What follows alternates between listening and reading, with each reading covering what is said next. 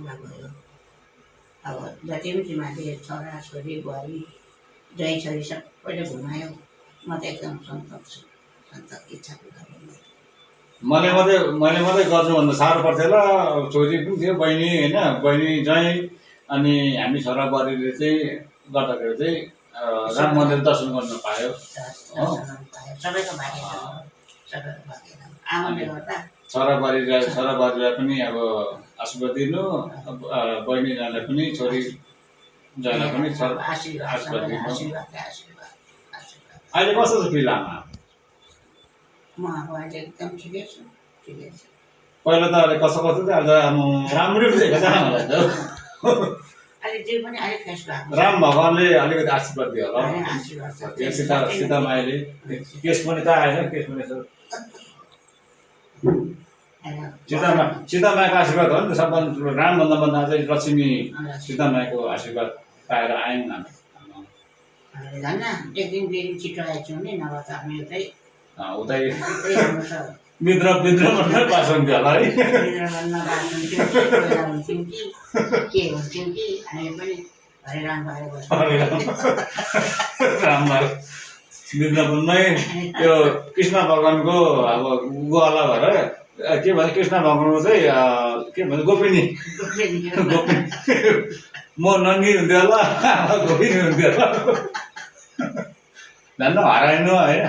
राम भगवानले आशीर्वाद दियो, राम्रोसँग घुमेर आयौँ। भगवानले नै एकदम हामीलाई त भगवानले नै रक्षा गर्यो। भगवानले नै हामीलाई चाहिँ एकदमै राम्रो, त्यही त राम्रो सम्झिनु। अब तिमीहरूले अब आमा बाउलाई राम्रो गर्यो भनेपछि तिमीहरूको छोराछोरीले पनि तिमीहरूलाई पनि त्यसरी राम्रो गर्छ। सबै पालोको पइसा एउटै हो। अरू नाता नातिनी अब मैले नराम्रो कर्म गरेको रहेछु। म अहिले किन आफै सम्झिँदाखेरि मैले पनि सासु ससुराको मन दुखाएको थिइनँ रहेछु। अहिले त्यही सासु ससुराको आशीर्वाद मैले पाइरहेको छु। त्यही सासु ससुराको आशीर्वाद चाहिँ अहिले छोरा बुहारी छोरी ज्वाइँ सबैले भएर मलाई भगवानको दर्शनमा पुर्यायो, ल्यायो, सबै ठाउँ घुमायो ल्यायो।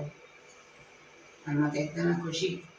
अब म मरिगयो भने मेरो केहीमा पनि धोका हुँदैन। मेरो कहाँ मर्छ हौ, म त 100 वर्ष आयो माया छ आमालाई।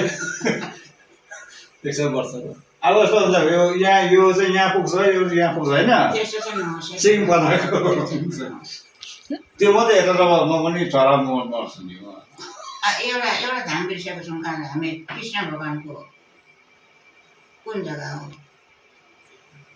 कृष्ण भगवानको गोकुलको त होइन, गोकुल नै हो कि मथुरा हो? यशोदा भएको ठाउँमा मथुरा हो, मथुरा हो, गोकुल। त्यहाँ चाहिँ हामीहरू उता यशोदाले कृष्ण भगवानलाई